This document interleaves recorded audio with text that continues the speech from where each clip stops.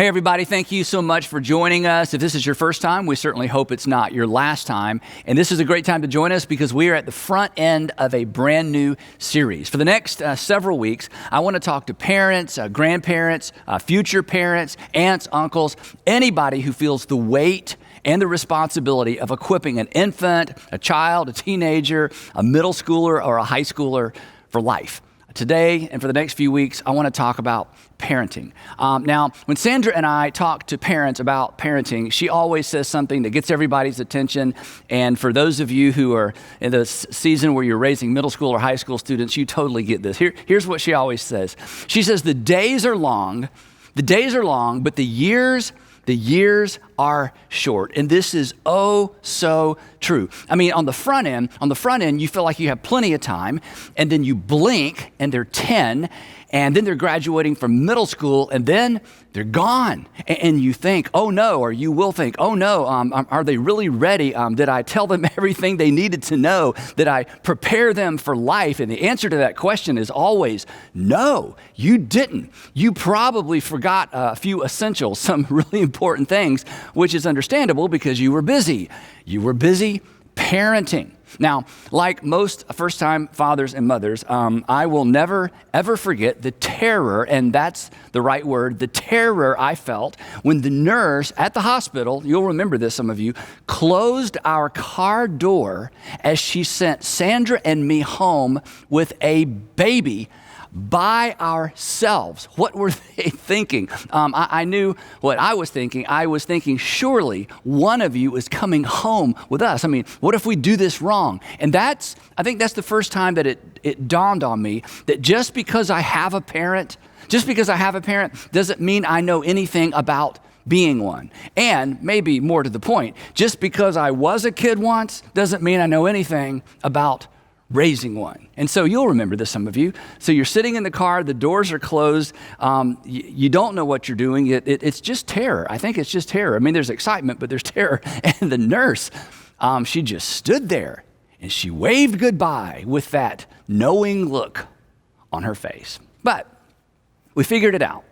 But we didn't figure it out on our own. Sandra and I were sponges, like many of you are. We were sponges for good parenting advice, whether it came from books or videos or friends or even experts. And honestly, we had an advantage that most people don't have. At the time, I was serving as the student pastor at our church, which meant I had the opportunity to oversee our middle school and high school students, which meant we had lots of interactions with parents of middle schoolers and high schoolers, that we had interaction with the parents. We saw great examples, and we saw what we considered some really bad examples. But when we saw parents who had a healthy relationship with their teenagers, we were not shy about inviting them to lunch. We wanted to know their game plan. We would say, we want your map. We want to know how you did it. How did you get them from the car seat to the driver's seat with the relationship intact? And the relationship was so important to us because, again, we'd seen so many parents undermine their relationship with their kids. And nobody does that on purpose. Nobody has a plan to undermine their relationship with their teenage or their adult kids, but we saw it over and over and over. And when we saw parents who got it right or who did it right, we wanted to know how they did it. And every time we would ask these parents for advice, they would just kind of look at each other and shrug, and they would say things like, we don't know, we just loved our kids. But we knew better. They had a map.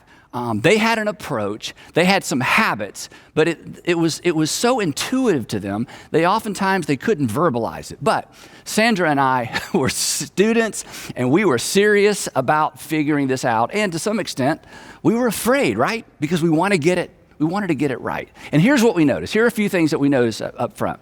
The parents who seemed to have been able to maintain a strong relationship even through the middle school and high school years, one of the things that was true of almost all of them is that they had fewer rules. They had far fewer rules than the parents whose kids were always in trouble for breaking their rules. One of the things that we noticed when we did middle school and high school ministry together was how many kids were always on restriction. They were always on restriction. They were being restricted from things. They were grounded all the time. And in our experience, these kids never really got any better. They were always the troublemakers and they were always in trouble. But when we talked to parents who had been able to maintain strong relationships with their kids, even through the middle school and high school years, we discovered that virtually none of them ever even used restriction or grounding as a tool to discipline their kids. We will come back to that later. The other thing that we noticed about these extraordinary parents who seem to have gotten it right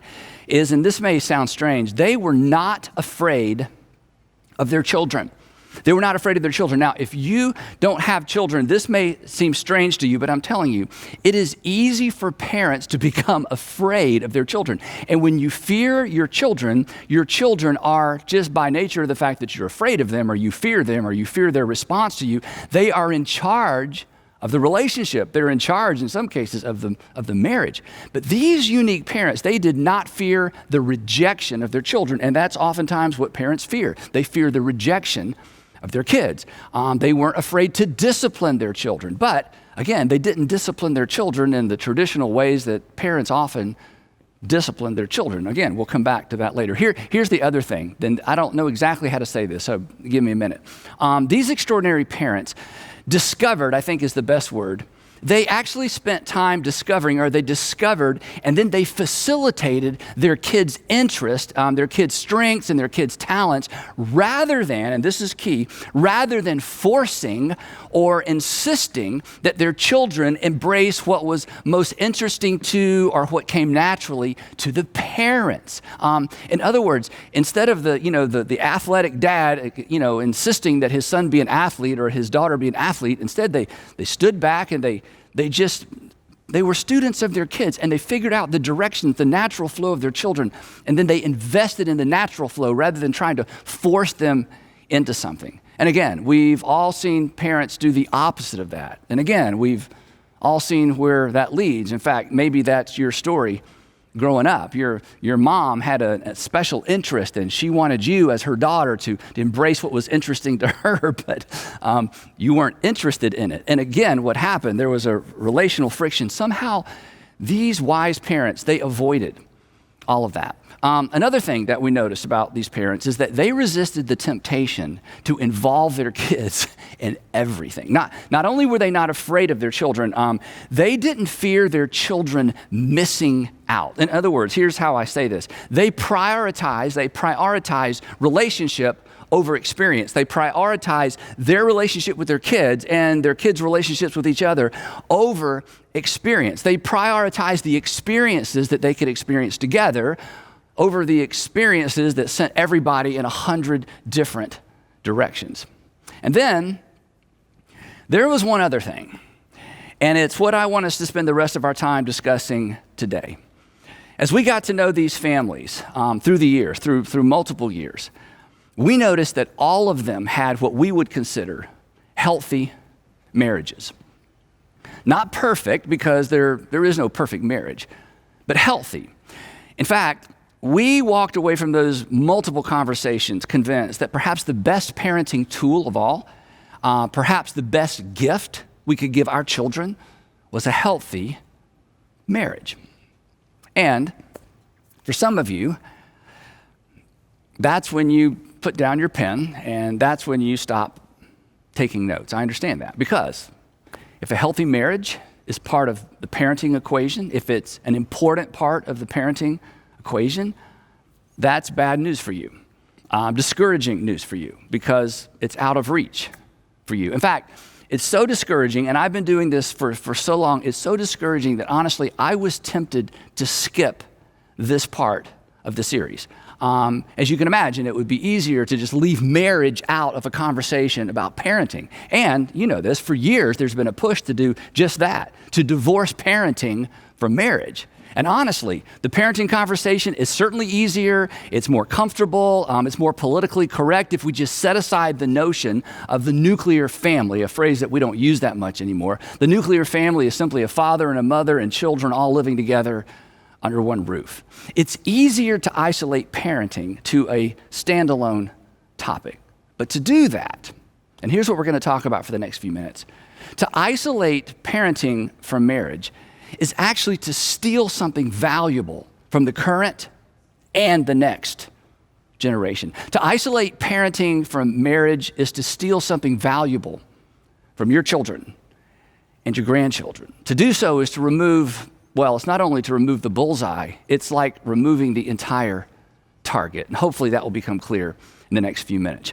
Now, that brings us to this uncomfortable tension that you're already beginning to feel, this uncomfortable tension between what's real and what's ideal. What's real and what's ideal. It's an uncomfortable tension because for many of us, ideal, when we talk about family and marriage, ideal is seemingly out of reach. And it would be more comfortable, again, to just put it out of sight. But part of my responsibility from time to time is to step into the emotional, uncomfortable, perhaps dangerous role of a prophet, to plant my feet and my heart and honestly my compassion in the middle of what's real while pointing to an ideal, and to ignore reality. And again, it's easy to do this when we talk about something like marriage, but to ignore reality leaves me speaking or teaching in such a way that doesn't take into consideration the families and the family dynamics that actual people are actually navigating. It leaves the impression, if we don't deal with what's real, it leaves the impression that the message of Jesus, and this is so important, to not delve into what's real, what's actual, is to leave the impression that the message of Jesus has no real bearing on real life. To ignore current reality, your current reality, leaves us with a static, kind of stained glass religion, removed from reality.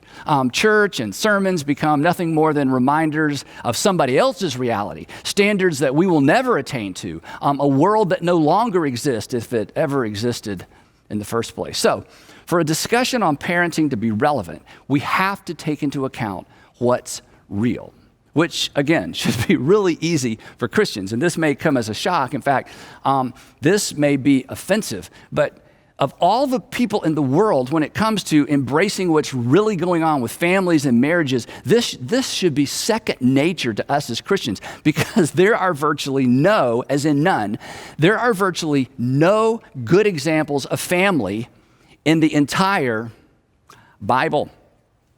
When it comes to illustrations of real world family dysfunction, the Bible is actually your go-to source. I mean, just think about it. Think about the first family. You remember them?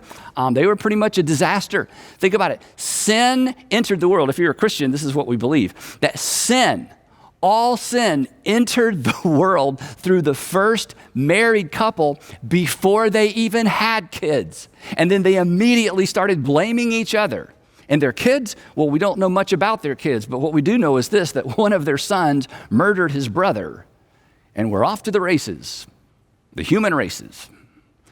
Just about every Old Testament story involving family is bad. In fact, just about every Old Testament story that deals with family is horrible by modern standards. So the point being this, the church, we should be really good at taking into account the realities of family life, taking into consideration what's actually going on, taking into consideration what's actually going on in any conversation about parenting, because our book, our text, the Bible, is full of bad examples. But at the same time, and this is what makes this conversation so fascinating and actually so helpful, at the same time, the authors of the New Testament paint a picture of what could be and what should be and should be as it relates to family. They actually point us toward the ideal. While they clearly embrace reality, they also point us to this ideal. And we shouldn't be surprised, because they knew, and God knew, what we intuitively know. And that's simply this, that if we remove ideal from the equation, if we remove ideal from the family equation, simply because it's out of reach for some of us in this generation, that simply ensures that it will remain out of reach for many in the next generation. Part of our responsibility as parents and grandparents, is to give our kids and our grandkids something to aim for, something to live for. Most importantly, something to decide towards. Now, when it came to living and teaching in the messy middle between what's real and what's ideal, Jesus was the master. He navigated during his entire ministry this tension between real and ideal, and he clung to this tension. He didn't abandon it, but then of course he did, because the gospel doesn't begin with once upon a time in a perfectly ordered world where everyone always did the right thing. The gospel, Christianity, begins like this: that Christ died for our sins according to the Scripture. The gospel assumes sin.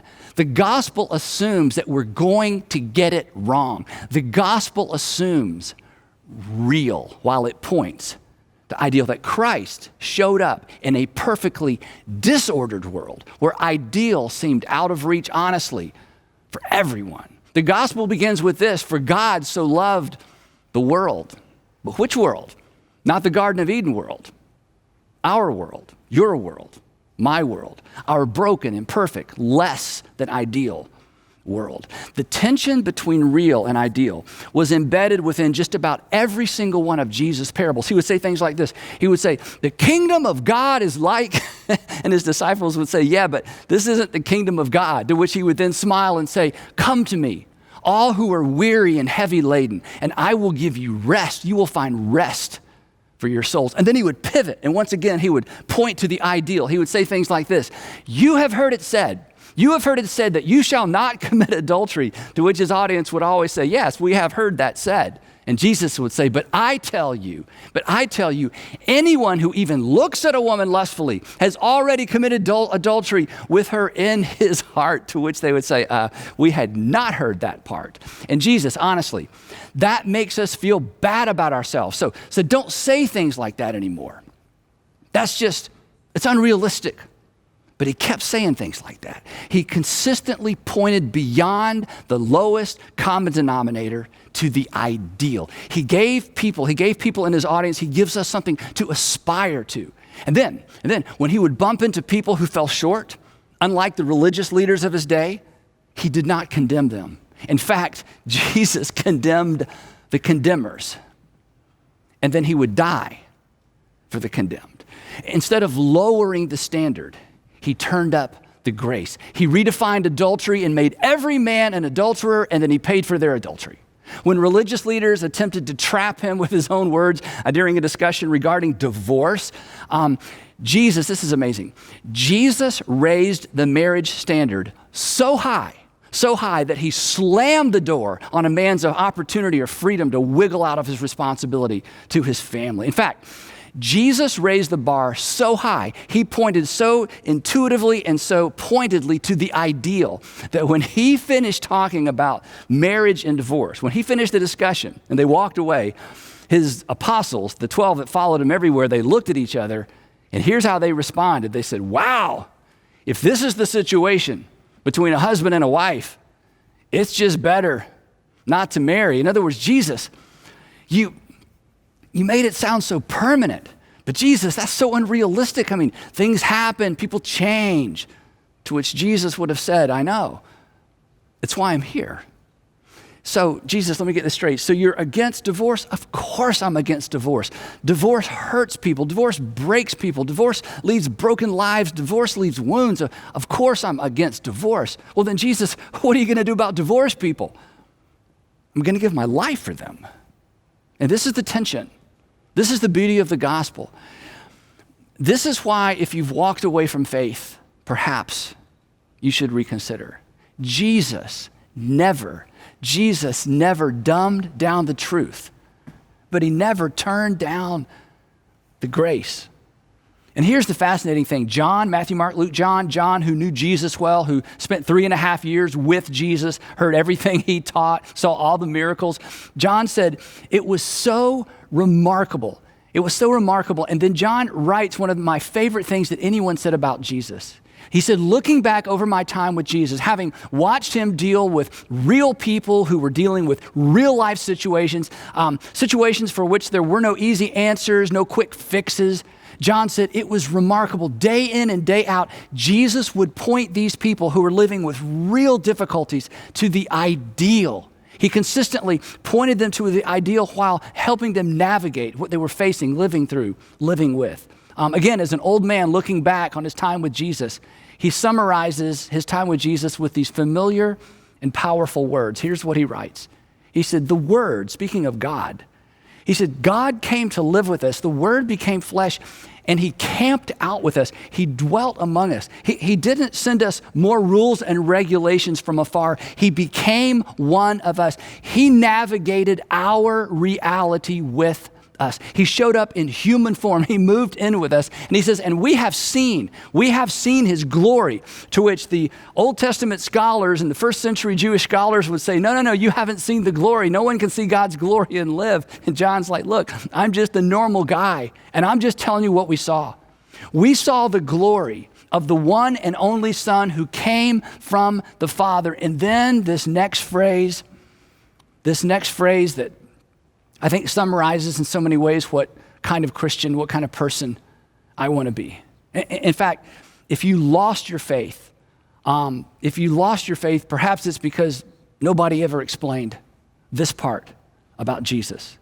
He said, the glory of the one and only Son who came from the Father, full of grace and truth. Jesus was not the balance of grace and truth. He was a full dose of grace. He was a full dose of truth. Jesus was all grace and he was all truth all the time.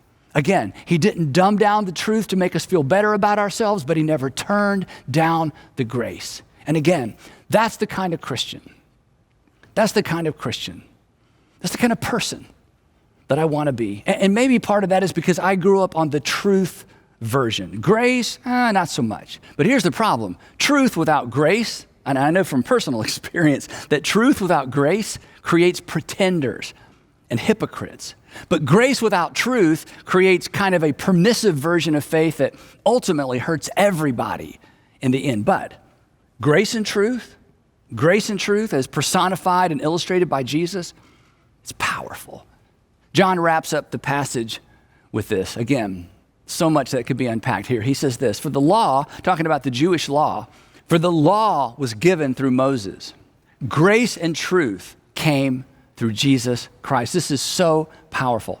It was Jesus who first introduced this tension between grace and truth and then lived in it rather than leaning one way or the other. And here's the thing, as dynamic as this is and as inviting as this is a difficult thing to live out. And yet, it's what we have been called to live out as Christians, and it's what we've been called to model corporately. I mean, come on, the church is the body of Christ. And as his body, this is our responsibility. This is our role in culture. This is how we serve as conscience and comfort in our communities and in our nation. I mean, you know what the conscience does. A conscience from time to time makes us feel bad about ourselves. But a properly informed conscience is also what keeps us from losing our way, keeps us from losing our bearings. Our conscience tells us when we veered into dangerous territory. It reminds us that we're about to undermine our own future and the future of those who depend on us. So, back to parenting and marriage. Let's get maybe uncomfortably specific. Here's the ideal. Ideal is parents raising children together under one roof. Communities don't raise children. Parents raise children. Communities are simply the context for raising children. And in communities, whether they're rural, urban, or suburban, communities where the nuclear family is the exception rather than the rule, you know what happens. The government is forced to step in and help raise children. Local schools are forced to feed children. Agencies are created to protect children. We all know that. And we all want better than that. We want better than that for each other, and we want better than that for the next generation. Communities don't raise kids, but they certainly set expectations for kids, for good or for bad. It's why some of you have gone to great lengths and honestly great expense to ensure that your children are being raised in a community that affirms your values, and this is so important. And you are to be celebrated for this. You've gone to great lengths to make sure that your kids are being raised in communities that affirm your values, even when your particular situation falls short of what you value. And you are to be so commended for that. In fact, we have designed our churches to partner with you in that process. We want better for your kids because you want better for your kids. You don't want to be told that everything is fine so that you'll feel better about yourself because you're smart and you love your kids and you know better. So, every once in a while, we all need to be reminded of what should be and what could be. Maybe not what can be for us, but what could and should be for our children. That's good parenting. Every once in a while, we all need to be coaxed back into the tension between what's real and what's ideal. So, when it comes to parenting, marriage matters. And any attempt to downplay the importance of marriage, to downplay its role, is just misguided. Not because of the dynamic it creates within a particular family, but because it robs children of an opportunity to aspire for and to decide toward the ideal. Now, I think, again, one of the reasons that I have so much energy around this is something that happened to me about 10 years ago. 10 years ago, I had a conversation that brought this entire dynamic into very, very sharp focus, this dynamic between real and ideal and marriage and parenting. Sandra and I met a gentleman named Rick. Actually, I met him first. Rick is about my age. His family situation growing up was extremely unhealthy, chaotic, and at times, he would say, dangerous. By the age of 13, Rick had had enough, and he was planning to run away from home. He told his uncle, who was disabled, he told his uncle what he was planning to do, and his uncle urged him, said, wait, let's talk about this. And his uncle explained to him that the state of Georgia, would help him, provide him with a place to live, predictable meals, a consistent roof over his head. So his uncle, he said, cashed his welfare check to pay for a cab, and he and Rick, who was 13 years old, taxied over to the DFACS office. His uncle dropped him off. Rick did not wait to be taken out of his home. He opted out himself, and he was placed in a temporary foster home. Later, he moved to a children's home. And he was eventually placed with a family in Gwinnett County, which is a county just north of the city of Atlanta, where he says his life was changed forever. Now, Rick and I had a long lunch, and he told me his entire story in detail. But toward the end of the story, he said something that honestly, it altered the trajectory of our family's life. He said this, he said, Andy, until I went to live with the Price family, the family in Gwinnett County. He said, until I went to live with that family, I had never seen a family sit around a table for dinner without arguing and screaming. He said, I'd never seen a man come home from work with a paycheck. He said, I'd never seen a father provide for his family. And he said, just seeing that was life-changing for me. And then he said this, and I wrote it down because it had such an impact on me. And I quote, he said this, he said, I just needed to see it to aim for it. I just needed to see it to aim for it. Once I saw it and experienced it, I knew what I wanted at 13 years old. I knew what I wanted. Until then, I didn't even know such a thing even existed. When I called Rick to get permission to share this part of his story, he got emotional all over again, just working through some of these details, explaining some of these details. And he said this, he said, Andy, he said, the thing is this, once you see it, you can't unsee it. Once you see it, you can't forget it. So after that initial lunch 10 years ago, I went home and I told Sandra Rick's entire story. And we agreed we could do that. We could give some kids a different picture of family, not a perfect family, not a perfect picture, but a picture that they may otherwise never see, never experience. In a few weeks or a few months with us in our household, perhaps we could provide a child with a picture, a potential that they didn't even know existed. And if we can do for even one child what the Price family did for Rick, wow. Now, as you know, from time to time, I encourage you to ask and answer this terrifying question, what breaks your heart? And as it turns out, kids growing up without a picture of what could and should be as it relates to marriage and family, well, that broke our hearts. So we became foster parents. As you know, there are tens of thousands of children who will not aim for ideal because they don't even know it exists. They've never seen it. They've never experienced it. They don't even know it's out there. So, and here's really the point of this opening session of this series.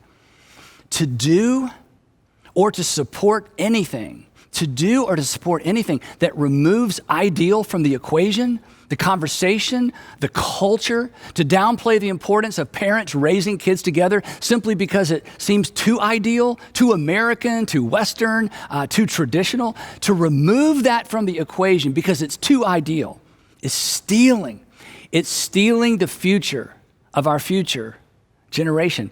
It's a mistake that we will pay for generations. And make no mistake, women and children will pay the highest price.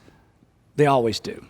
So yeah, it was tempting. It was tempting to just jump right into some parenting tips. That would have been easier, safer, certainly less potential to be misunderstood. But that would have been irresponsible because parenting is first and foremost about preparing our children for their future, which requires us to cast a compelling vision for their future, what could and should be for them, regardless of where our lives have taken us. A vision for them academically, financially, spiritually, but maybe most importantly, relationally. Our shortcomings as parents, and we all have them, right?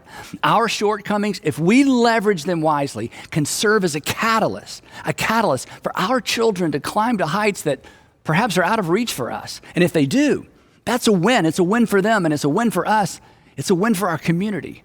So, while we navigate what's real, let's not give up on ideal. And let's instill a dream in the hearts and minds of this next generation that positions them to live better lives and perhaps make the world a better place. And let's resist.